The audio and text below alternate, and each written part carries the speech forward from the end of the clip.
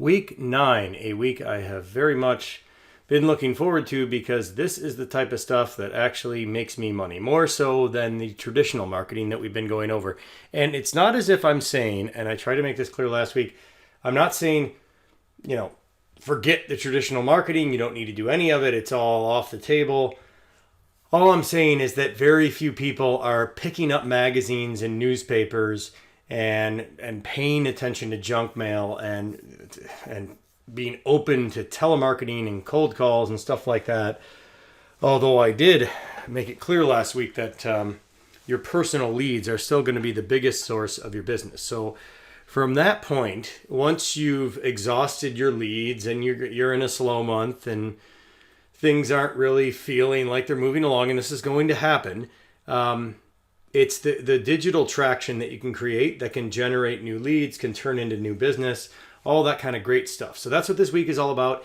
It is probably not even going to take as long as the traditional marketing week because you know the platforms, you know what's going on, you know how the stuff works.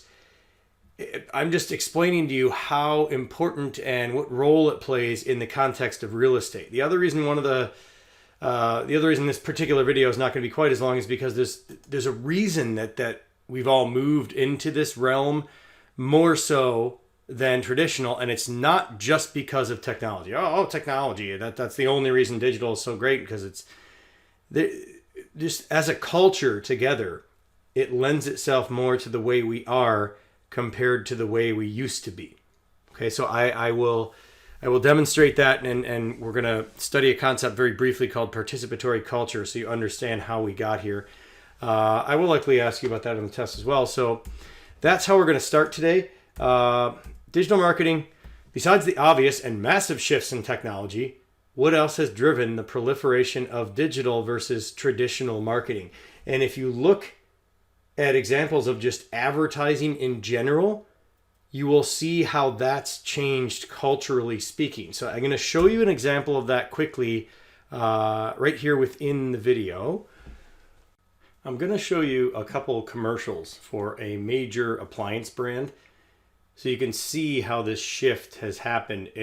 You see this a lot with big brands from some of the big corporations, and you're going to notice a difference here. I'm not going to lead you into it. I want you to watch the two commercials and then decide what you think, and then we'll discuss it briefly. These are not links that are in the presentation notes. This is something I wanted to do with you directly in the video. And then the people that watch these podcasts will benefit from that, because this is one of very few things that I'm not going to have in the notes, but it's going to be in the video. I probably might ask you about this on the test. I always like warning you guys about that. So let's watch this first one from the 60s. So this is for a company called Maytag. They make home appliances. Detail, hope, left, face, Clark, here. Goldstein. Yep. Plazinski. McDougal. Yes. Svensson. Yeah. At ease, men. Now, you men have all volunteered to be Maytag repairmen, so I'm going to give it to you straight. Maytag washers and dryers are built to last. That makes a Maytag repairman the loneliest guy in town. Look at this rugged motor, this almost indestructible pump. Take a good look, because most of you may never see the inside of one of these again. This is your survival kit. Playing cards for solitaire, crossword puzzles, beadwork. Keep these with you at all times. Okay, men, wear your Maytag emblem proudly. The sign of dependable washers and dryers. So what if nobody needs you? It takes a real man to fight off loneliness. A Maytag repairman. The loneliest guy in town. Okay, the now, sign of dependable washers. Around there, you'll see a lot of similar things. So you'll still see companies, especially auto manufacturers. You'll see right here where it's showing you at that point the logo, and the logo's on his hat. They make their logo and their branding very present. That will never go away in a manner of speaking, but what you see in the new version of a Maytag commercial outside of the usual stuff is very different, and we're going to talk about that after we watch this. Maytag knows extra dirty clothes need extra cleaning power. That's why the power of the extra power button makes Maytag extra powerful. Wow. Dirt doesn't stand a chance against this kind of power. Get a load of this. That laundry is stacked. Not bad, huh? The Maytag Extra Power Button. More muscle to tackle the tough job. Okay, now, in that Maytag video, Extra Power Button. near the end there, More muscle to tackle the tough job. the overall theme is still there. It's part of their branding. It's their thing that their machines are tougher than others. Okay, but if we go back, where were we here? This is awesome stuff. So when you look at the difference between these two commercials from one era to the other, you see a very different way of communicating with the consumer. So this commercial here is all about consumer culture. Okay, we make the stuff, we come to you, we tell you how it's going to be, and then you buy it. Okay, and over time, as this had been going on for a long time, especially in the 60s and 70s, people wanted to start to have their own voice. And it just became so prevalent with the dawn of the internet and the World Wide Web that manufacturers were realizing, in big companies that made product, that this kind of advertising isn't working anymore because we're not engaging people, we're not making a connection. So when you look at the difference between the two ads, this one is all about the machinery, it's all about the equipment, it's all about the stuff that's inside. And at the end they do say, you know, Maytag is so tough that you're never going to have to fix it. That's the whole theme of it. So that theme at the end of this video is still there. Okay, what's inside matters. But through the rest of the video, they're showing you a person living in their house, not a bunch of repair guys standing in a room looking at the inside of a washing machine. They're not even showing you the product until the very there. They're not even showing you the product. They're showing you people. They're personifying what they're doing to try and engage the user more and make a better connection with their life, because they're the ones creating sort of or dictating what they want now. And it took manufacturers a while to realize that you don't just make stuff that you think is cool and then force people to buy it. It's a participatory culture where the people that are buying it are actually involved in it themselves. They're modifying it, they're changing it. So the commercials are even showing that. This is just an example of this phenomenon, which we will talk about now. Back over to our slide. So there are other things going on here. I mean, there are other reasons that this is changing. Globalization has made manufacturers much more competitive. Things are cheaper now. Things are made all over the world, and infrastructure makes them easier to get from one market to the other. So it changes the way things are sold, bought and sold, and also marketed then. Societal shifts in general, and the way we react to things, and you know, more traditional versus more. There's all kinds of reasons why things have changed. If you want to get into like different ways of communicating certain aspects of things within the home life, and typical versus not so typical, and making sure that everyone is identified properly. There's tons of ways to communicate information now. But the biggest deal in terms of how we're doing this is that people are focusing more on digital because it's cheaper, because you could target your buyers through social. We're going to talk about this when I go through the big list.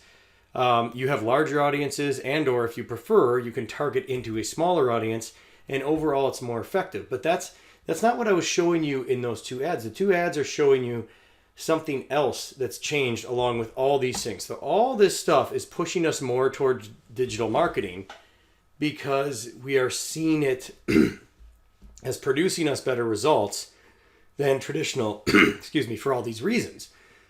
But the thing you just saw in those two videos has to do with this, okay? Somewhere along the way, and according to Henry Jenkins in this video that's going to be on the next slide, this started back in the previous century with printing, where younger writers and younger, eager sort of to be journalists caught on to how easily they could print their own material when the printing press came out, and they just started mass producing this stuff without a business, without a company, without anyone producing it for them. They were basically making their own product. instead of buying the one that was available. And this changes the way we're going to be marketing to people in terms of how we need to meet their needs much better. We need to understand our audience much better to be able to get them to be receptive and to respond to the kind of information that we're sending them. We need to let them create their own experience. That's the biggest deal here, is that with digital marketing, you can create an environment based on this whole shift into a participatory culture versus just a consumer culture where we just accept what everybody says and buy it. You can create and tailor the environment for your consumer to better sort of create what they want in terms of the experience. It's very hard to do that with traditional marketing. So this video with Henry Jenkins, he's sort of the guy on this particular topic, like the master of it, so to speak. So at this point, let's jump back there. I would like you guys to pause my podcast and actually watch this video. It is listed as a supplemental video in the week 12 details, in the week 12 details FOL file, like I usually do with links and videos if they're part of the notes. Or if you have the PowerPoint downloaded, you can watch it right in the PowerPoint. It's up to you. So pause the video and give that a quick watch. Okay, thank you for doing that.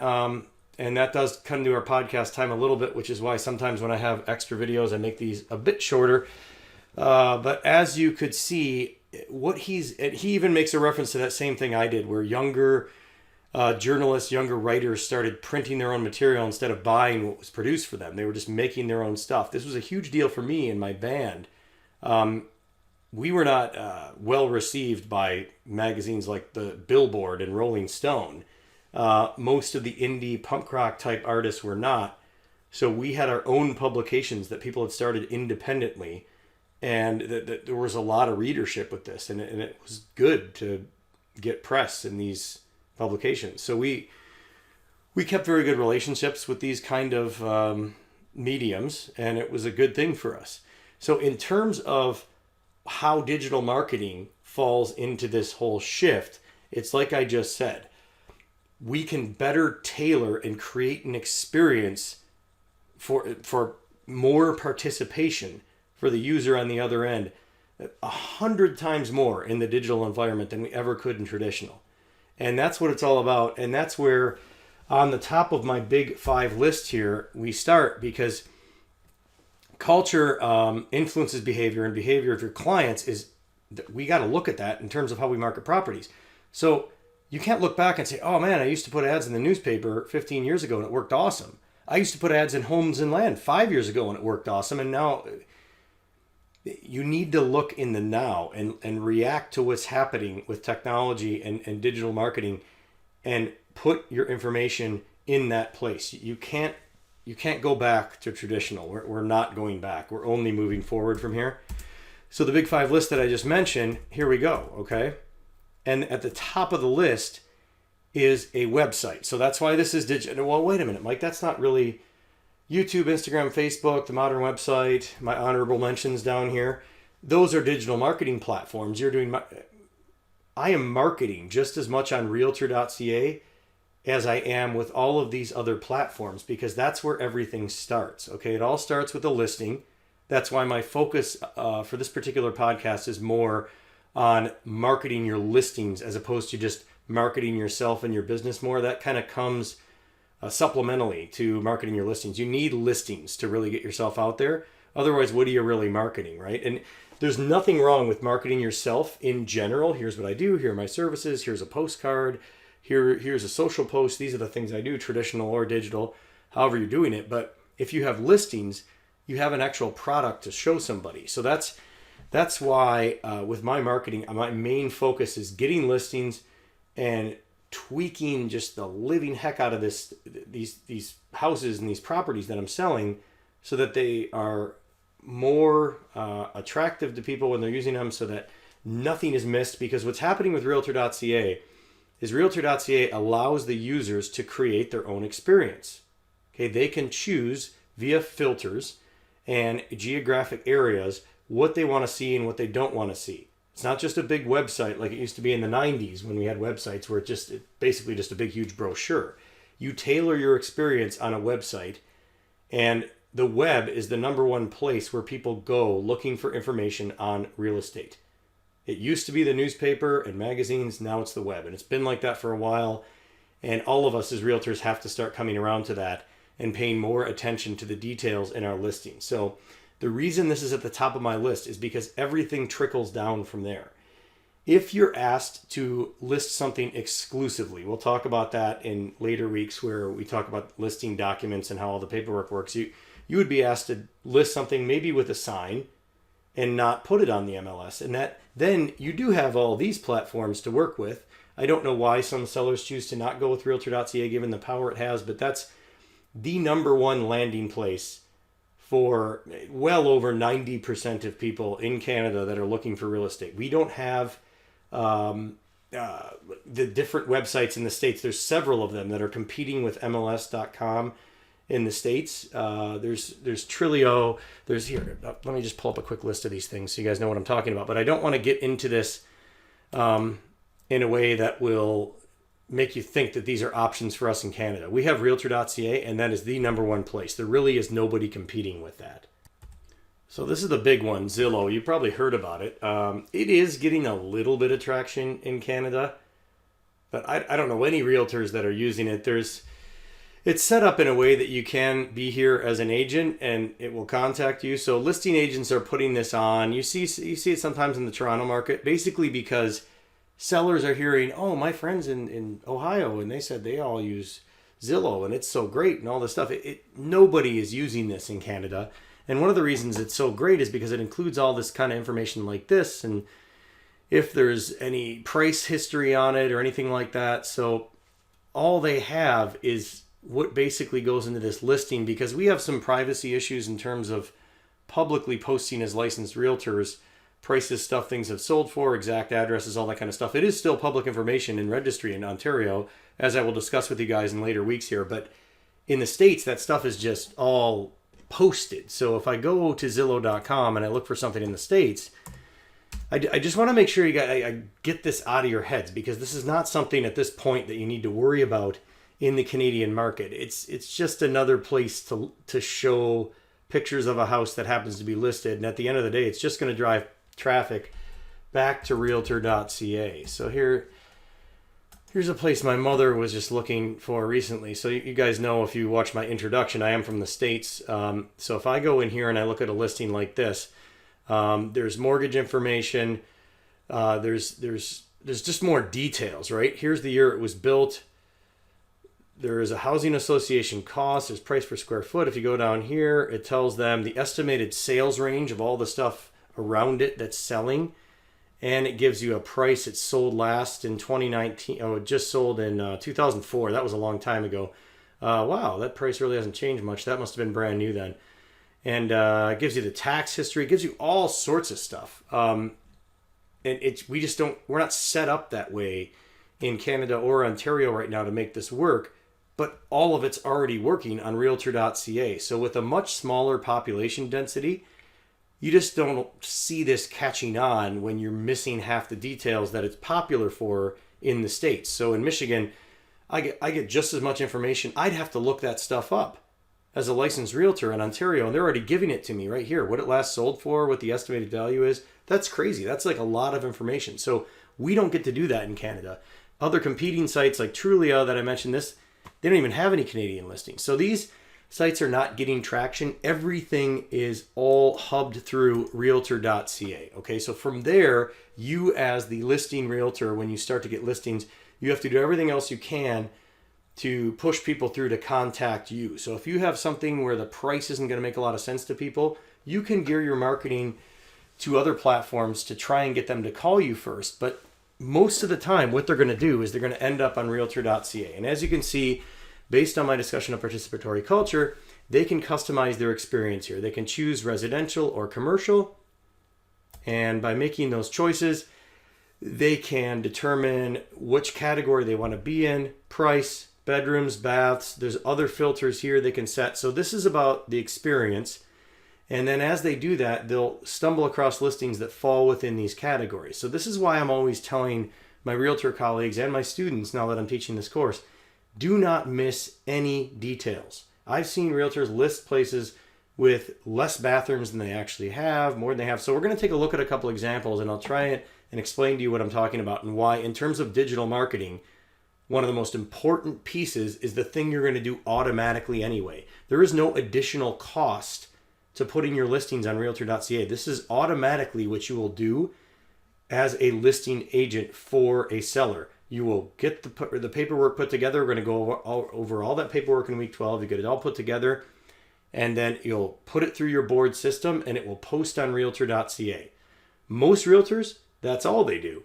And in sellers markets, that's all they need to do sometimes. Their job is more to deal with all the many offers that come in.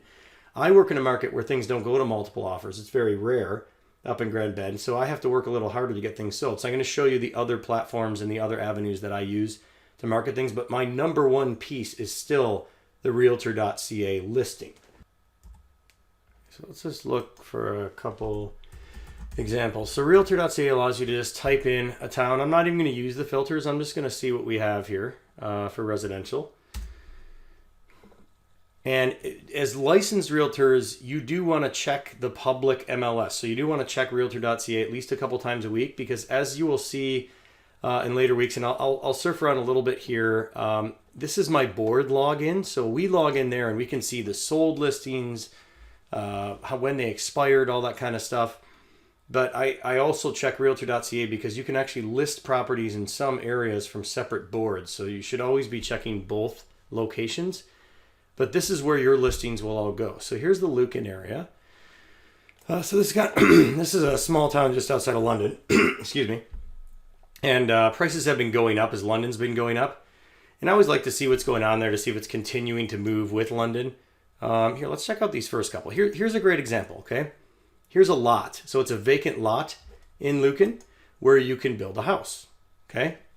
Now, I don't want to start picking on realtors in my videos here. I know Jeff, he's great. He's awesome. Traditionally speaking, this is what a lot of people do with a vacant lot, okay? So just maybe you could even look this up with me. Probably not if you're going to be watching this video later. These listings are going so fast, but you could find stuff like this at any given time on Realtor.ca. It doesn't matter. I'm just showing you random examples. Okay, I'm going to show you another example.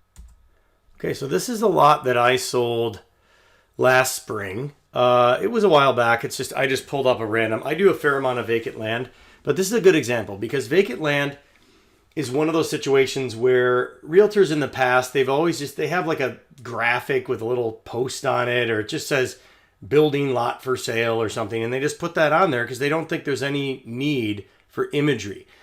If Realtor.ca is the number one place people are going and looking, most of them are probably not going to be driving out there. They might be, but you want to show them the area. So and this isn't even one of my better ones. This is these are the pictures I put in there. And if you look at a picture like this is a satellite image. I didn't have to pay a drone guy to do this. I do often do that for listings. It depends on the location.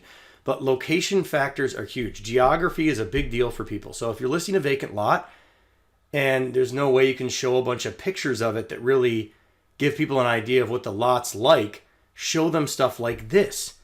And I can Photoshop stuff like this in there, and it doesn't take away from the amount of characters I get to have in the description. So it talks about what's selling down the road. I'm adding this stuff in there that Zillow is doing for all those Americans. It's showing right where it is in the Pinery, the major landmark, the flea market. Huron Woods stuff is selling right here. And I think I did show Grand Bend in one of them. I thought here I'd put it down to Grand Bend to show where it was, but I'm providing enormous amounts of detail compared to the other listing just in the first couple of photos. 35-minute walk, river walk, here where the lots are right there. You can see the path going through the woods. So this is an aerial shot that I had from something else. Here's a picture of the river. You can see I've added text to some of the photos. So when you go back over here, now this is a sold listing, so it doesn't look the same as it did, but this was on Realtor.ca, and that's how I sold it. The guy saw the listing. He drove up to see it after he saw the listing because he liked where the location was. He did end up buying it. I go here now, okay? Now, it's a different layout because I can only show you expired or sold listings in my board login. It would have looked the same here, but up here at the top, there would have been all these big pictures. And you click on here and you see this is... So that's the number one problem I see here. This is the first place people go You got to provide them as much detail and as much information as you can here. So this is one of the major themes of this podcast. It's not teaching you how to do social media marketing and how to market things digital. It's reminding you that digitally speaking, that's where all your traffic is going to be. So don't leave anything out. Okay, this is leaving a lot out here. Building lot. All right, so that doesn't tell me much. Great investment opportunity. Zoning of R3. So R3, don't tell the public what the zoning code is. They don't understand what that means. Most public, they get it if you say residential or commercial.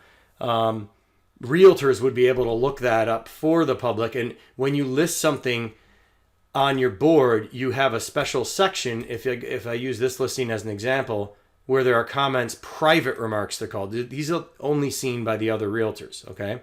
So that's where you could mention something about the zoning. So that really isn't relevant to these guys. This is, okay? So the number doesn't matter. The fact that you can do a duplex, triplex, or apartment, that's a big deal, okay? So I would have put that right in the picture. I would have put a picture of a duplex and then explained in the photo notes, this is a rendering of something you could do here. Located in Lucan, that's not bad, but you only get 1,000 characters on Realtor.ca in the London St. Thomas Real Estate Association when you log in to their board. In Toronto, you only get, it's like 350. You don't get much at all. This isn't even, I don't even know what it is. Let's find out. Easiest way to do character counts if you're setting up listings is in Word. So even in the Toronto board, where you're extremely limited to what you can put in the actual text description, you have to build all that into the rest of the listing. And that's where I'm shocked that most realtors don't use text in photos. That's a huge deal. But this, and I'm really not trying to pick on Jeff. He's a great realtor. It's just when people list vacant land, it's one of those perfect examples where they just don't think anybody needs any detail. And I think it's the total opposite. So they've only used 223 characters. And even in Toronto, they could have used 350. In London, they could have used 1,000. So you can see I'm always using what I can to the max here. You get a lot less for the private remarks. But this is probably close to 1,000. I might be 3 or 4 within it on any given day. But it talks about how close it is to Grand Bend, whether it's some kind of exclusive deal, what's going on with it. I'll show you one more vacant. So here's another one more recent. And regrettably, this one did expire. We had seen some pretty remarkable price spiking up here in Grand Bend. And I had explained to my seller we were reaching pretty hard on this one, but we'd give it a try. I think the reason this didn't sell is the price, but I got more leads on this vacant lot than I've had on any because the market was busy. But the detail I put into it, I mean, it really makes a difference. So with each photo, you have this additional explanation that talks about where you can go. See all this text there? And there's also text over the photos. All of this is allowable within Rico's policy, within my board's policy. It's just nobody does it. It takes extra time. So one of the biggest things here, when I talk about using Realtor.ca to the max, it's because it's the #1 digital landing space for customers and clients, for buyers, for people that are looking for real estate, looking into real estate. But realtors think, we don't need, they just slam a listing up and then spend a bunch of money on their Facebook account, or slam a listing up and spend a ton of money on Instagram. You need the listing first and foremost to be super tight. It's got to have all the information in there. So here's a map of the subdivision that shows the lots, and I've added all that red text there. I've added photo text below. Here are some pictures. This is the problem with vacant land. I took a picture of the lot. This is what it looks like. Now, I did this in this case because it does kind of provide a setting for people, letting them know that it will be woods. It's really close to the pinery. It backs right onto it. So this time around, I included more stuff about the pinery. Showed a picture of the road. Like, this is a really complete vacant lot listing, even more so than my last one. So once again, in addition to the description, look how much information is in there. And when you go back here, that's what I'm talking about. So I'm not going to sit here and teach you how to do Realtor.ca. You will learn how to do that when you get licensed to become a realtor, and you will upload the listings through your board login through here, and then they just appear on Realtor.ca. All I'm telling you is this is the #1 digital resource. I can't say it enough. This is like the 5th time I've said it in this podcast. All the traffic is going through here. All the data shows it. I'm not going to show you data or test you on data. I'm just telling you this is the way it is. My brokerage has had meeting after meeting about it. Pay more attention to your Realtor.ca MLS listings. This is where everything starts. So if we go back, let's take a look at this next one. Okay, here's a good one. And you do see this more with the less expensive properties, and I'll show you a contrast between the two. So I wish I wasn't showing the realtors' names, but you know what? This is for educational purposes only. I don't know Nadia. I'm not trying to pick on her. But these photographs, they're unacceptable. I understand that the house is it's a bit of a mess. In a case like this, I would do something more like the vacant land listing. You don't want to show people things that are going to immediately turn them off. This is a picture of a screen where you can still see that it's a copywritten Google photo. Like, this is brutal, people. Okay, you make a lot of money selling real estate. I have literally just typed in Lucan randomly, and the first two things I'm showing you are lacking a shocking amount of detail, and the photographs and the imagery is just the worst, which is often, a lot of people just go in and look at that. They don't even read the stuff yet. So once again here, I wouldn't even say this is over 250 characters.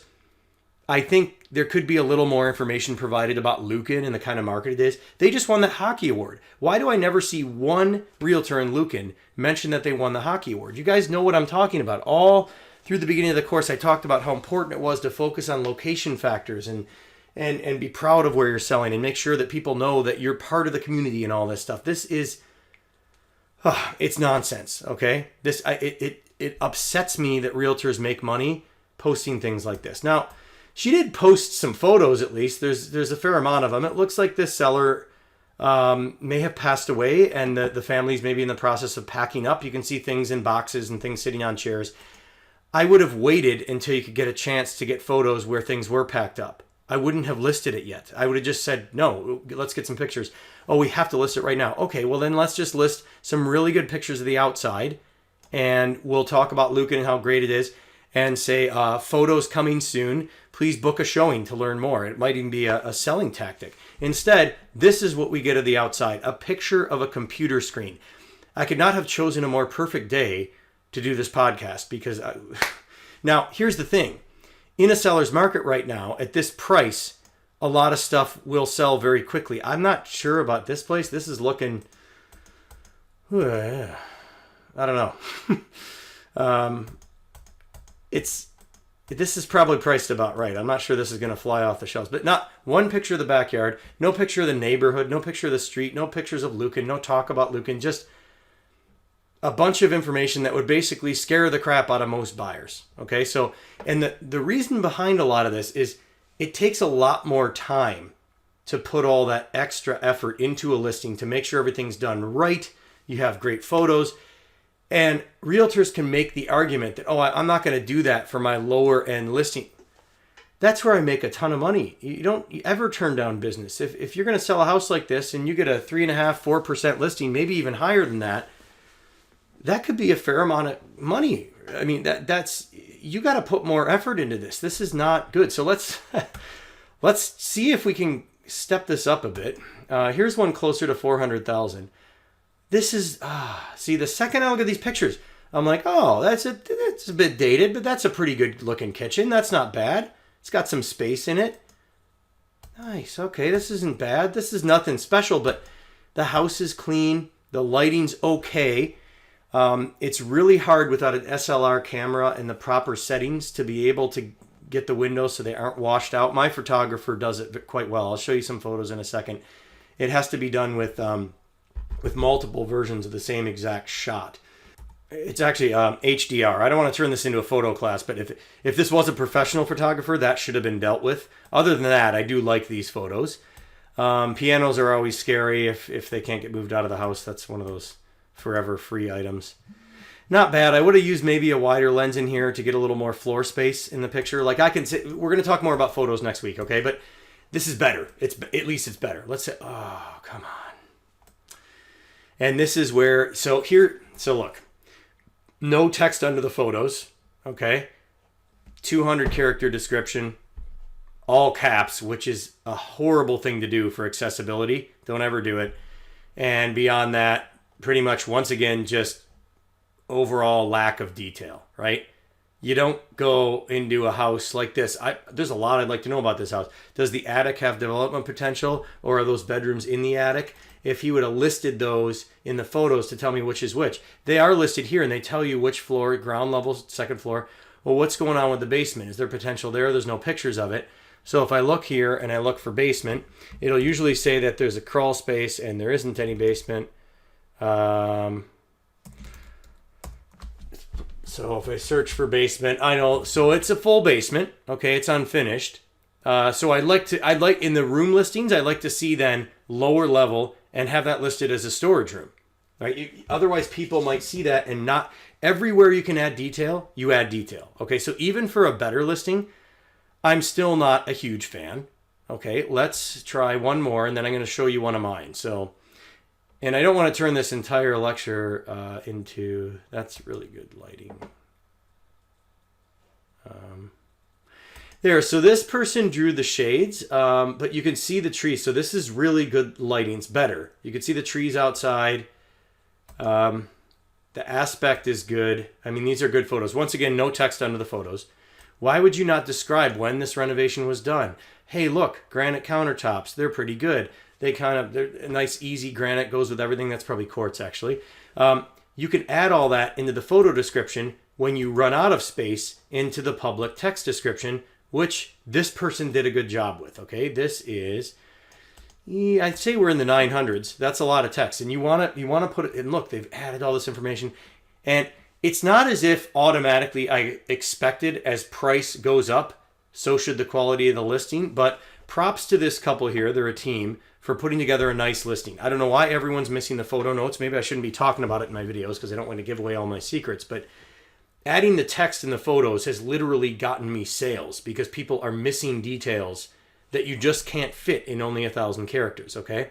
But we have to remember, this is still the #1 landing place. So the whole point of the first half of this podcast, because the rest of it's all going to happen much more quickly, is get as much detail and as much quality information and media as you can into a Realtor.ca listing, because that's probably the #1, the only place that people are going to see it, and that's where all your traffic's going to be coming from. So pile it on in there, okay? But that is a pretty good description. Okay, so check it out. 997 characters. So these are realtors after my own heart, because you got to use it, and they did. So those are the words, and that is including the no, that's keeping out the MLS. So that's literally 3 characters off the max. That's what you got to do. People have time to, if they look at the pictures, they like what they see, they will take a look at that. Okay, so Realtor.ca. The other thing you have to remember too is everybody searches based on price graduation. So $475 is an okay price. You don't want to do anything like $475.9 or $476 or $477. At that point, you might as well just go to $480 or $500, because by the time you get over a couple hundred, people are probably searching every 25 grand at that point. Below a couple hundred, they're searching every 10 grand. So what I mean is when you go back to the main page here, you can set your search parameters for pricing right here. But even though I do it often, and I do it mainly just because of the psychological effect, and they've proven that these different numbers do tend to attract people more or less, you don't have to do 474.9. 475 is completely acceptable, because someone who is searching every 25 grand, that would still be captured. If you did 475 and $1, it would be missed. So that shows you how the numbers scale works too. And as we continue to go up, I'm sure you'll still see, there's a variety of things in here. Here's another thing. Like, where did it go? It was a more, like, here's a house that's, ooh, cool. That looks cool inside. Like, there's snow in front of it, and it's a crappy looking day. Actually, that's blue sky. I'm not sure why the lighting didn't turn out. I like photos that feel brighter, and then they make it. Let's not get into the whole photo thing. These are actually pretty good pictures. But another thing I noticed is, hey, you got snow in a photo, and then the snow's gone again. Go take another picture and repost it, right? A little bit short on the description. They're same brokerage as me, actually, just another location. So here, I'm going to show you something now. And I use my listing a lot because I don't like to use other people's stuff, because then we might run into a situation where I've used stuff that I didn't have permission to use and people get upset. But it is for educational purposes. Either way, I'm going to use my own house just as a benchmark. But this is how I do most of my listings. So here's my house that I sold. I'll talk about this more when I get into the paperwork week. So as you can see here, I do a little bit of caps here to draw attention to it. I would never do an all caps description. I don't know what happened there with that one realtor. But every one of my photos has text. And the other thing I didn't even mention yet, most of these people are not using 50 photos. You will run into listings where you just can't come up with a reason to have 50 photos. But if you're in an area like Grand Bend, or you're located even in Lucan, you should have a picture of the arena, a picture of the best restaurant in town. You should have pictures of stuff like that, because a lot of people moving to Lucan are moving there from the city. And you want to show them. I'd have a picture of the grocery store in every Lucan listing I did. It's all about detail. So here is an example of detail. Every single picture is loaded with text in the bottom. And I do stuff like this. Of course, these geographic based information pieces are huge, especially when you're not in the city. And here's what's happening. In London, the market is so good that you could take a picture of the freaking sidewalk and put a 2-sentence listing description in, and it'll still go to multiple offers if it's under 400,000. There's just not a lot there. The stuff up in the sixes, that's starting to slow down now. Realtors are having to work a little harder. So you do see a bit of a lack of effort in London selling those properties. Now, when I recently did one, I had plans to put in the photo notes and get all that done for my client. Look at this that I did here. This is just overkill, but all the renovations we did, I put them in a big list and stuck it in a photo because there's no way I could fit it in 1,000 characters. I do this stuff for my clients too. So a friend of mine who would be happy, and he already did tell me I could use this in the video. So he bought this house, lived in it for a while, renovated it. Now he's in a relationship. I think he's going to move in. Well, he's not. Actually, there's a long story there. So we'll leave that out of it. But this is a house. It's near where that explosion occurred in 2019. I don't know if you guys remember that here in London, but it's in an up-and-coming rehab neighborhood. So Old East Village in London, Ontario has been pretty rough for quite some time, but then it started to get, now it's all kitschy and trendy and everybody wants to be there. So he redid this house. I almost use all 50 photos. I had professional photos done. I try and lead people in. You could see the look of these pictures. This is here. This is my photographer. See that photo there? Take a look at that photo. You can see right out into the backyard, all the big trees.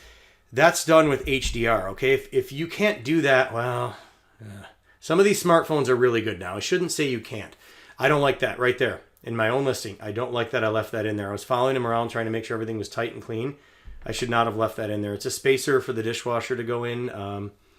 I shouldn't have left that there. Anyway, what happened with this listing is because the market's so busy, it's still, and I'm about 900 characters, and I really get into the description. I didn't miss a detail. Everything's filled in. I can add details here. I'll show you that on my house a bit, but I had posted this and planned to add more detail to it. And like I said, a lot of this is about realtors running out of time. And it sold before I even got a chance to do that. So in my listing, you could see, this is another thing realtors never do. Look at all this information I can add when I put each room in. All you have to do is check off the boxes. Okay, so let's just get back to the notes here. I think I've spent enough time on Realtor.ca for you to understand. So this is our MLS.com. This is our major hub of all listings within the country. And you can search by city, by province, however you want. And this is the #1 digital marketing tool you will have as a realtor. As soon as someone says to you, I want to list without a sign, but they're still willing to go on Realtor.ca, that's annoying because you do get a lot of traction from signs. That's the biggest, as I mentioned in our previous lecture, that's the biggest traditional marketing piece often you can have, especially in a small town, is signage. It's a huge deal, signage, okay? But as long as you're on Realtor.ca, you're safe. And I had a client last year that asked me, would you be willing to do my listing with no sign, and I don't want to be on Realtor.ca? And I convinced her because we were really playing games with the price. I wasn't sure if it was going to work. She needed to be on Realtor.ca, okay? And then I did a ton of work with her project on YouTube. We got a lot of traction. People just didn't respond to the price. If you're doing everything you can and you don't get any showings at all, it's price. There isn't really another reason why somebody wouldn't see it if you're in a seller's market. We were in the millions, and that's a different price range, and it's harder to find those buyers. But it was still, for that listing almost not to go on Realtor.ca, I would have barely had any inquiries, even though I'm very good with this kind of stuff, because in that price range, this kind of stuff, and I finally had to admit this to her, because I was thinking I was so good with social media and my social guy was so good with it that we could work around it. But the kind of people between 1 and 2 million probably aren't spending a ton of time on Instagram and Facebook. They were spending some time on YouTube, and I got a little traction there, but it's all about Realtor.ca, okay? And I've shown you there where you can go wrong and right by making sure that you include all of the detail you can, because that's going to be your first impression with your client too. Your clients are going to go to Realtor.ca and going to see what their listing looks like. They might never even see your social stuff. So when you add the videos, and I'll show you a listing of mine that has a video now. Where are my listings here? And I keep going to my board login. Please remember that this is not something you'll have access to unless you become a licensed realtor, and yours may look a little different than mine. That's why I try not to spend too much time there, but I was showing you listings that are expired. Here, so that one's got a decent little video. I might even show that video in here as my example. So if you have an MLS listing for a Canadian like Realtor.ca listing, you can put that right in there and it will find it for you. Okay, so this one has a video, so it will come up right above the description. It features it quite nicely. And when you're in the mobile version, which just as many people are, if not more now, probably more. I think now it's actually more. The Realtor.ca just released that data. By the beginning of 2019, they were saying that they were getting more traffic from mobile devices than they were from standard full monitor computers. And in the mobile version, where it's a bit compressed, this comes up in front of the photos.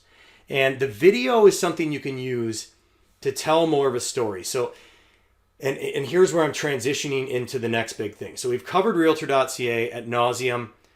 This is not something you pay a subscription for. This is not something you do on the side. This is your automatic #1 digital component to every listing. Okay, is the Realtor.ca, the Canadian MLS listing. Then the next thing I would get into, and I think I have my website coming up next, but next thing I would get into is YouTube, because YouTube, while it's not really a social platform, it's more of a search engine. There is a social aspect to it, and I have done the research, and the demographics of users on YouTube do fall more into the category of people that would be buying real estate, especially expensive real estate, some of which I have in Grand Bend, compared to the user demographics that I'm running into more often, even though I'm trying to reach the right target markets, that I'm running into more often with my two main social platforms, which are Instagram and Facebook. So, and the other reason I do this too is because this is more engaging. Going back to participatory culture, people don't want to wait around. They don't really want to be like sort of pushed into what they're buying. They want to know the story and they want to make the decision for themselves. This gives them more of the story. If anything, it saves time on both sides, because the video might provide enough information that even for people that may not have bought it, then they don't end up booking a showing. If they weren't going to buy it anyway, well, I would have liked the lead.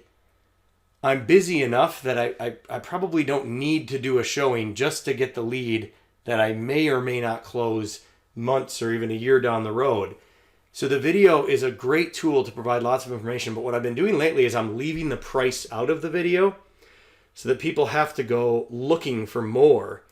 And the easiest way they can do that based on the video is by calling me. So we're going to watch this video in the context of the podcast. I'm not going to link to this one. And you're just going to see a small taste of what I do with my videos. Hello shoppers, it's Mike Sloan, Grand Bend real estate expert at large, and this time I have a showstopper deal that literally blows away everything. I'm just going to let it load at a bit of a higher resolution here because I do most of these now. I just started this last year and a half or so doing them at 4K, which I think is, it's a really great experience. On a mobile device, you barely notice because even 720 is enough for it to look clear. But look at the crispness of this graphic. So might be a bit of a slow load there. We'll see how we do. We're just going to watch a bit of it anyway. Okay, it was taking too long to load, so I went to 480p. But YouTube would have automatically provided 4K for the people that could handle the bandwidth. So here we go. Getting sick of the old cottages with the huge price tags in Grand Bend? Here is a 2019 house, barely lived in and priced to move. This 5-bedroom, 3 full bathroom custom masterpiece is just a short walk to the beach from the Wee Lake subdivision on the lake side of the highway. And for a change, I'm not going to do a whole lot of talking in this video because this open concept charmer speaks for itself with all the features you'd expect in a new house. Check it out.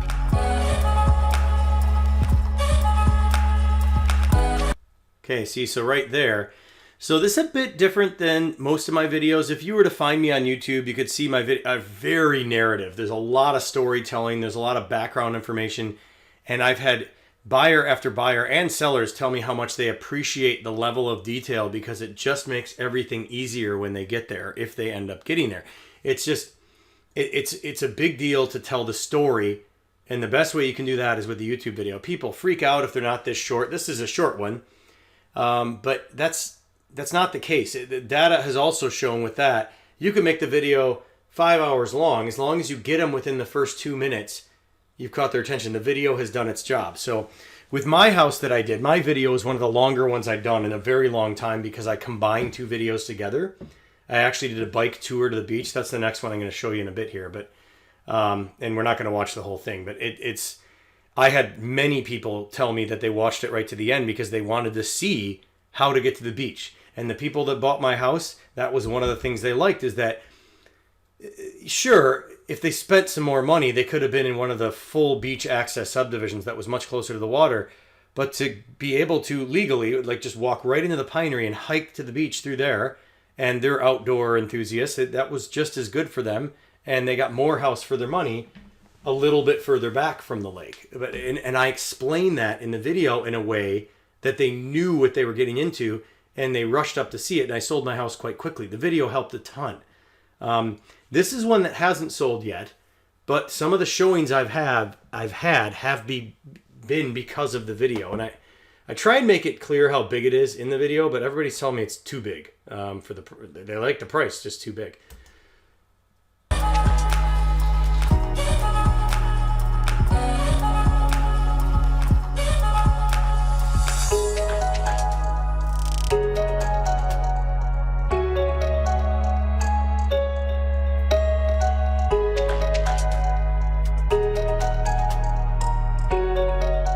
That was kind of a cool thing I did with my video guy. Most of the time I do this all myself, but lately, just because the editing is such a bulky process, I'll let the music stop here. Trust me on this one, do not wait. As I mentioned, this place literally blows away everything in its price range and is sure. Okay, so notice how I did not list price in there anywhere. I just keep throwing my phone number up on the screen. I did have several people call me and say, what's the price? And they knew the trick. They knew the game I was playing, but that was fine. I got to talk to them a bit about the house, and one of them led to a showing. So you got to have the keywords in there. You got to make sure that you're creating descriptions that YouTube will be able to access to find this stuff. Now, I've spent no money pushing this one at all, and I've got, here, let's pull it up on YouTube. I don't know how many views. Here, we'll pull my YouTube account up right over here that I already have prepared for the lecture. Yeah, so it's really hard to get the traction on this stuff. I mean, that shows organically only without paying anything. How many people are really looking for real estate in Grand Bend and actually searching that on YouTube? Because that's the only reason I'm getting those views. Or it's from Realtor.ca traffic if I'm not using aggressive marketing. So on my house, which I sold in a week, I was well over 1,000 views within the first few days because I'm using a program called AdSense to place the videos in front of other videos that might have to do with Grand Bend, they might have to do with real estate in Ontario, things like that. And that's the advantage of using these additional platforms. Realtor.ca is the end-all and be-all, and you're going to get all your traffic coming through there all the time, but you don't get to sort of push it, okay? It is what it is. There's no way to get your Realtor.ca listing placed up higher on a page with priority. It's all done based on sorting, based on location, based on price, that kind of stuff. So this helps you add that extra push, okay? I'm not saying this is what sells properties. Attention to detail and the highest quality digital media you can provide sells properties. And what you put on Realtor.ca as the contents of a web page for your listing with all these examples I showed, that's considered digital media. Well, that's not a video. That's not media. Oh, it isn't? Really? Writing's not media. 1,000 characters instead of 100 isn't media. So your digital media is crucial. And then it comes to the video. Now, I don't add videos on lower commission listings. I give people deals, but the videos are a lot of work, so I don't always add those. But this was a listing that I was so convinced would be so marketable. I thought, you know what? I'm just going to do the video anyway. And I wanted to see what kind of tricks. Same with this one, which is only a month. So you could see how light my views are going into the fall in Grand Bend. If this was in the summer, just from the seasonality of the market, I'd be closer to 1,000 on each of these without any paid marketing, okay? So this one was partially paid and partially organic. I really worked hard to market this property organically, and I got about 6,000 views. This is seconds in YouTube reviews. I realize that this is not impressive, but in terms of marketing strictly like real estate properties and getting this kind of traction, this kind of views with them, that's my parents' place that I sold. I had over 10,000. Most of that was organic. Some of these really expensive ones, they catch on and they get put into playlists to show what expensive places look like. That one I hardly did anything on. I already sold it and it's up to 4,000. So you could see the higher price ones do pretty good. This was always a huge spot in Grand Bend. I think a lot of that traffic is from people that were looking for the hotel and they found the video. Funny enough, one of the people that stayed at the hotel was who bought it. So I'm not going to tell you that video didn't help. So I don't do them for all my listings, but it's something that I definitely focus on for more unique and higher end properties or any client that wants to pay the full commission to get the video. Then they get it automatically. Now with the video now, you can do hashtags and I'll show you how those work. I'm not signed in. Hang on one second. So here I'm logged into my YouTube account and I just went to YouTube Studio. And then in here you can edit. So the title and the description. The title is very important. You only get so many characters. So I'm using keywords in the title that I've known to work better for me. And then I put the full description in with my phone number all over the place. I can add things in that description that I can't fit in the Realtor.ca listing. I do, even though I don't mention the price in here, I do provide in the description the Realtor.ca link. Not even the link to my website, even though that would make me look better. If I started garnering more website traffic that I could show my clients through my analytics, I still send them to Realtor.ca because that's what people are comfortable with. Then I talk about some of the extras that are included. Down at the bottom, you can put 3 hashtags. Only 3. You can put it at the top or the bottom of your description. It really doesn't matter. And these are getting some traction now in YouTube. So, and you know what? I think I actually neglected to put these in there. Maybe that's why one of the reasons the views are a bit lower. No, that's in there. No, it's good. It's fine. It's just the fall in Grand Bend, and it's a huge difference between now and August and that kind of stuff. But you want to make sure that the full description is in there. If you go into the full editing window here, actually the new studio is really annoying. I really like the old Creator Studio.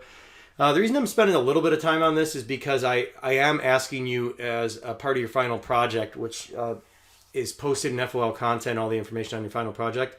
You will have to create a short YouTube video for me. It can be done as a selfie video. It's no big deal at all. All you need is a Gmail account to upload to YouTube. I don't even need a big description for it. You just give it a title that's associated with the project, and that's fine. But I am forcing you at least once in this class to upload a video to YouTube, because YouTube, it's not just the fact that YouTube is very popular and it's the go-to video search engine for the web. It's the streaming capabilities and the embedding capabilities. So if you have a video on YouTube, any platform you're using will give you the ability to put the YouTube video into that platform. It works on Realtor.ca. It works on my website. There's all kinds of plugins with my website. You can take the video and just embed it right into Facebook, although Facebook and Instagram work a little better in terms of traffic if you put the video right into their platform. But you can link to it, of course. And I mean, it's just very, very versatile and easy to use. So that's what I've always used. In terms of video editing, we'll talk about that in a minute, but that's how you put that stuff in there. And if you go to the full editing screen, you'll see there's a lot more settings you can put in there. You want to make sure the location's in there correctly. I have it in my sold playlist now. You can do keyword searches here that have to do with the listing as well, some of which I think might have helped this listing a little more than those other 2 I just posted. And then if I go to, so where is info and settings? Where's the location setup? Advanced. So under advanced, you can put the date in there. Travel and events. They really don't have a category for real estate, right? So that's always kind of a different one for me. Okay, so it's Facebook and Instagram especially have more of that location factor stuff built in, but it's cool. You can put the date in there. And I always make sure I check these details, make sure everything's filled in. And the one thing I want to make sure I point out is the thumbnail. So I set up a special thumbnail because that's often one of the things people will look at before they decide if they're going to watch the video or not.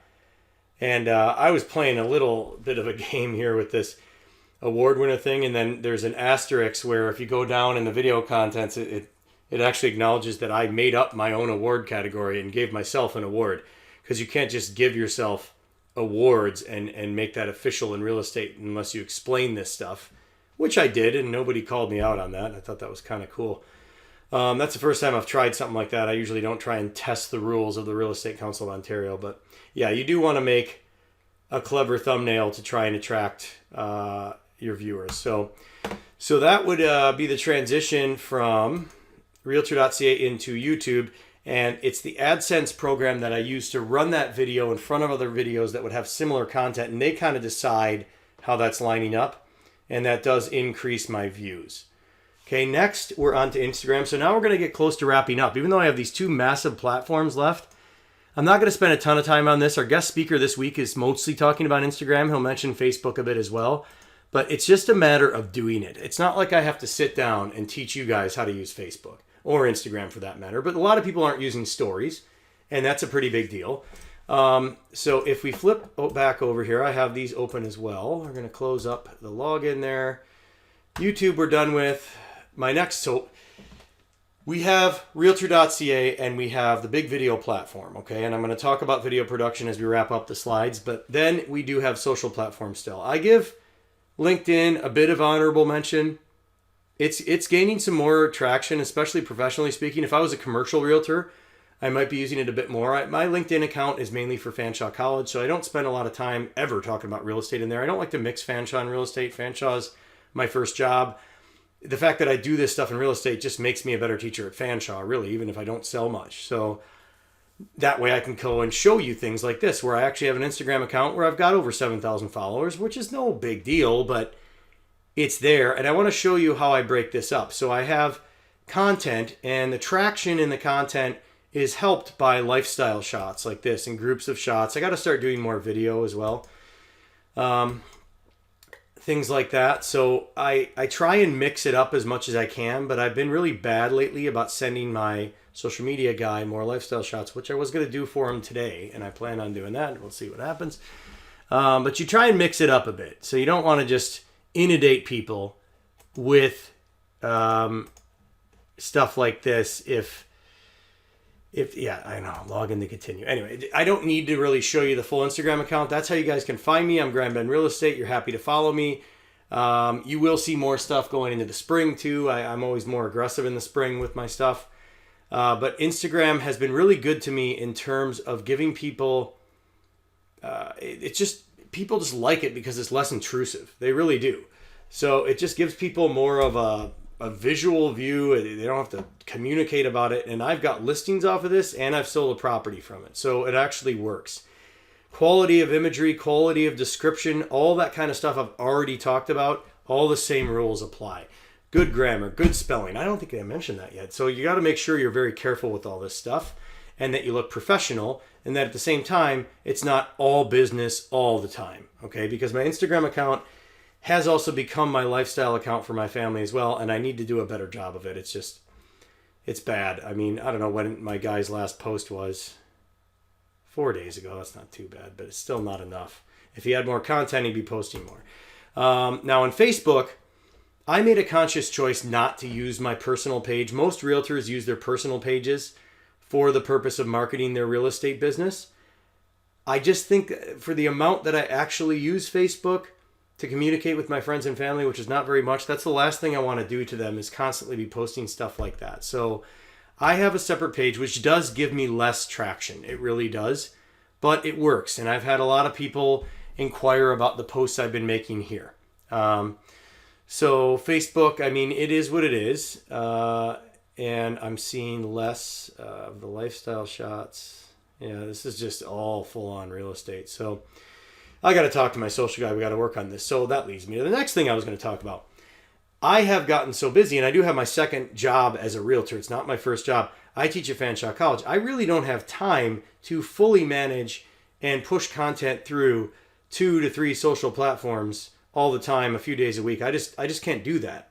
So I pay somebody a pretty good amount of money to do this every month for me. And I'm happy doing that because I can't keep up. The problem is now I can't even get the person content because I'm so busy. I just built a house and moved and stuff like that. But these 2 platforms, between Instagram and Facebook, they have proven to get me results. I used Twitter for the same amount of time and got no results. So this year I finally just dropped it. You could see my last post was at the end of 2018. I just said, I'm not doing Twitter in 2019. Hasn't made a difference in my business. I could maybe do 1 or 2 posts there a month because part of having these social platforms is simply about credibility. I may have clients that use Twitter a lot and they might look on Twitter to see if I'm there tweeting. And if I'm not, that might bother them, even though it would be hard to explain to them that it wouldn't make any difference at all in their listing. So it's one of those things that's still present enough that I might want to start posting here or there, but I've dropped it completely. So that's Twitter. But Instagram and Facebook, they've worked for me in the past. The best part about these, okay, so let's talk about Instagram first. Stories.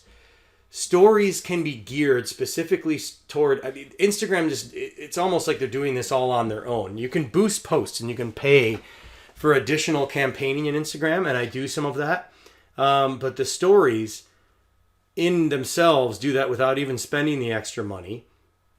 And they are more engaging, and you should be like the live stories too. I mean, that stuff really helps. So our guest speaker later in the week, he's going to actually have you guys try this out because I assume there's no one in my class that does not have an Instagram account. If you do not, I will give you an alternative assignment. It will all be posted in FOL. So stories are great, and they're a great way to engage people. And just Instagram in general has been really good to me in the way it funnels through content and the way it allows you to categorize content through tags. I love that nobody cares about likes anymore. Okay, it just, yeah. Everybody was obsessed with likes, and now Instagram doesn't even count them because people had automated so many different ways to push likes through, and I just don't think that's realistic, and it's not showing real content. So it's been very good for me, and it's a great way to showcase how good your media is, video and stills. Okay, so then, and I just have to be more personal with my account. I have to start doing a lot more stuff. Then we're on to Facebook, which, again, I made it clear to you that I made a conscious choice not to use my personal account. The reason I chose not to is because I knew I was going to, as soon as they started showing me evidence that they were going to allow me to pay for campaigns that were so specifically targeted that I was hitting the exact people that might be interested in these properties, I just didn't see any reason to flood people with this information in my personal account. So what I do with Facebook is I make posts, but when I have higher end clients or clients that went for full commission, I will pay money and push extra posts through that are campaign posts that are targeted towards specific users with the demographics that I want to match. So the fact that you could do this with social media is based on a lot of the controversy over how much data they have on their users. But as someone selling real estate, I absolutely love it. So these are the only 2 I would bother with. I'm being completely straight with you. And if you don't do them, even if they never sell you a property, your clients are going to think you're not qualified enough. That's part of the thing. I have to be posting all the time. I'm almost paying my guy, even though he does a great job, just to put the posts up there so that when I get new listings, it shows that I'm on the ball. It shows that I'm doing this. It adds the credibility. Finally, and definitely not least, last but not least, is the modern website. So I have a whole extra slide about this to talk about why it's better, because I'm not going to spend much time showing you my website, which is showcasing a sold property now, which probably would be annoying to my owners that are still trying to sell stuff. I should update that. This was done 4 or 5 years ago. It already needs to be redone because I didn't pick a good WordPress theme. I teach WordPress, and I'm very big on the versatility of WordPress and the accessibility as well, and how easily I can funnel through. I have all these custom searches I set up, which is very cool. And these are quite popular on my site. People want to see just Ilderton. Okay, they can come here and see just Ilderton. And it's actually not that easy to do that on Realtor.ca, because the second you do that, it shows you all this stuff just around Ilderton. And I'm only showing the stuff that would be listed as Ilderton, starting in the 2 millions. Holy cow, Ilderton's gone up. So I can customize searches with a plugin that I get through WordPress. Now that's a paid service as well. It's about $40 a month. And while I want to say this sort of just adds credibility, my website gets me leads all the time. Okay. And it's not even that good. Just think when I do it correctly. Like, there's nothing really wrong with it. It's just dated, and it lacks updating. To run a good website, you need to be updating often and putting blog pieces on. And I was doing that when there was conservation authority issues and stuff like that. But I don't have time. If you're a busy realtor, it's very difficult to do that. And there are people you can pay that can do all that stuff for you. So the website is, as I said, definitely not least. I saved it for last because I was talking about a few reasons you must have it, okay? And if you don't want to build it, your brokerage will very likely have just a ready-made sort of WYSIWYG. I have that down here, like a template that they can set up for you that'll be your own website as sort of an attachment to the brokerage site. And that can have a link. So the reason you want it is because it's the primary hub to all your platforms. I have IG, I have Facebook, I have a whole YouTube channel full of videos. I want that to be all collected somewhere as a hub. My website does that for me. My website is an easy place for people to stumble across and find my cell phone number instead of always finding me on the brokerage website, which lists the brokerage office number first. Okay, so my cell phone is where I'd rather they be calling me. My website is an easy way to make sure they do that. Am I updating it all the time? Is it a ton of work? Not really. It's just good to have it, and if you can add to it very often, that's good. It also adds credibility to have it, more control. So this is a huge deal. So within my website, and you're limited by the Realtor.ca platform, right? If I wanted to show more detail in a listing and I wanted additional like categories listed and things like that, I can customize how like this website is like, this is like a bit of a write-up about this property. It's got the YouTube video there too. It's a write-up, okay? And I can't provide that much information on Realtor.ca. So a lot of listings, when they need a lot more information to be provided, I will say right at the end of the description, see 123myproperty.com/beach hotel or something like that for more information. Then they can go there and they can get the full package and all the data and all that stuff. So it gives me the flexibility, not just the credibility of having one, but the flexibility to have more control, okay?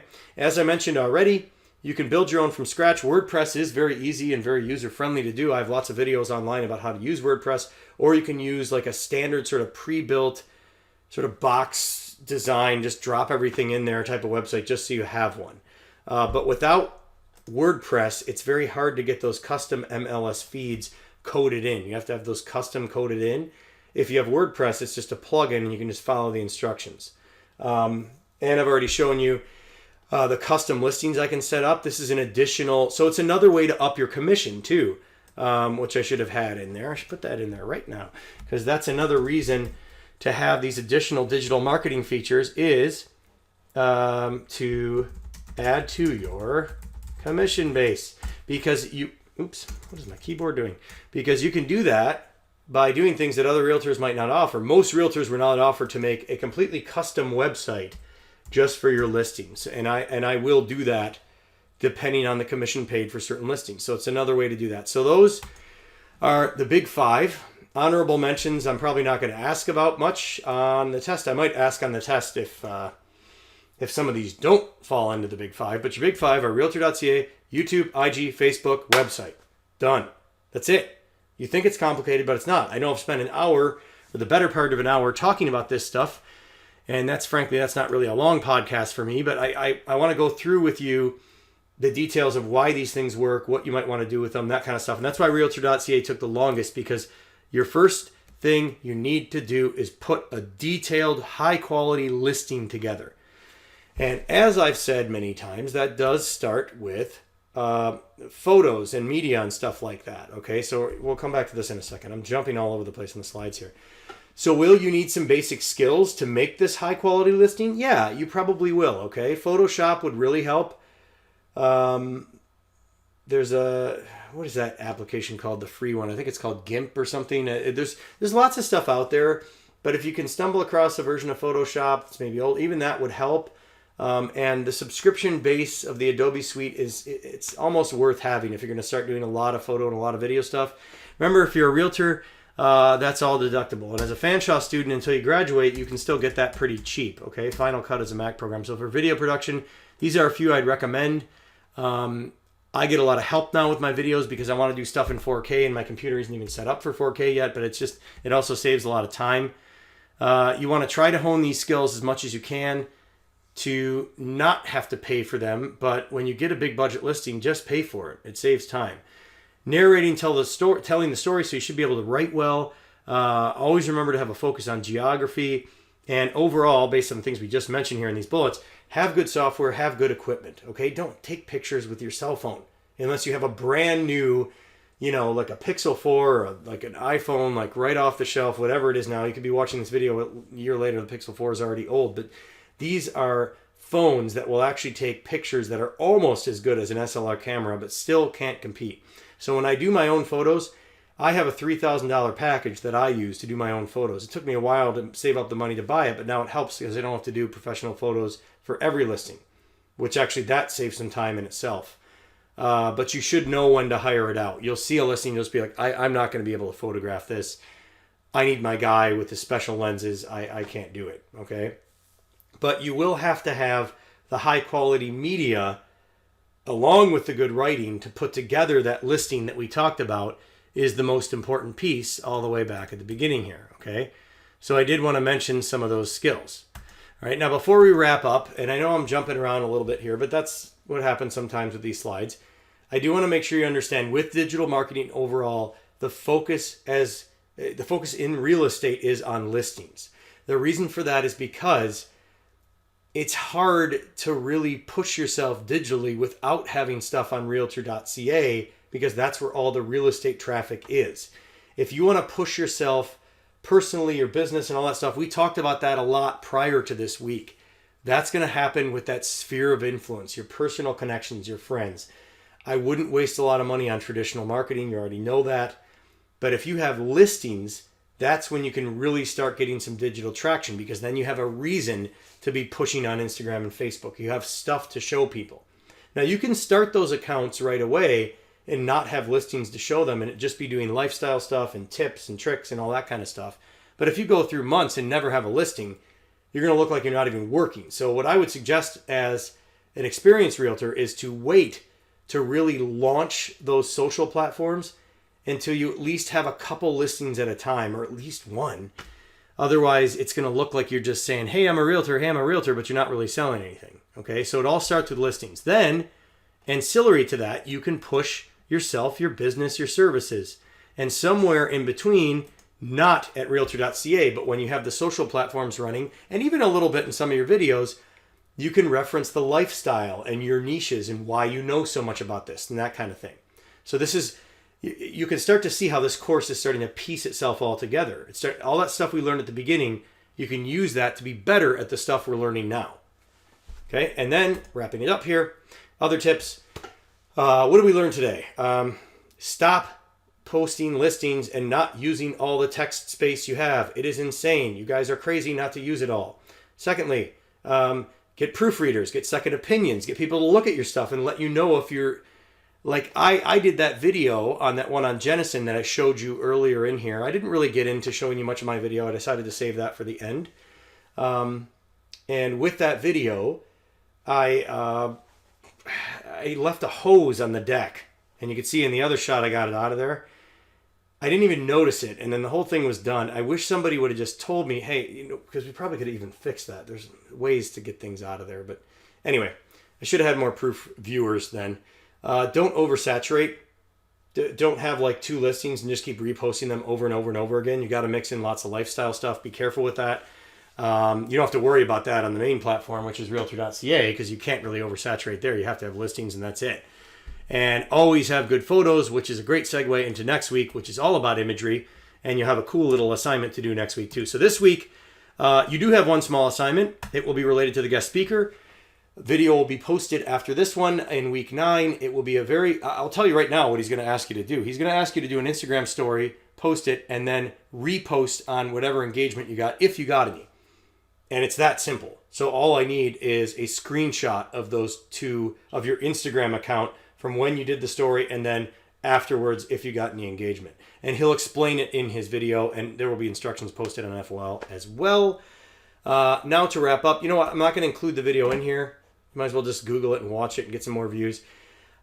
This is an example because I know I spent most of the time on Realtor.ca, but YouTube is the best tool by far in terms of results that I've gotten compared to Instagram or Facebook. Well, it's not. It's a search engine with social aspects. I don't call it search engine platform.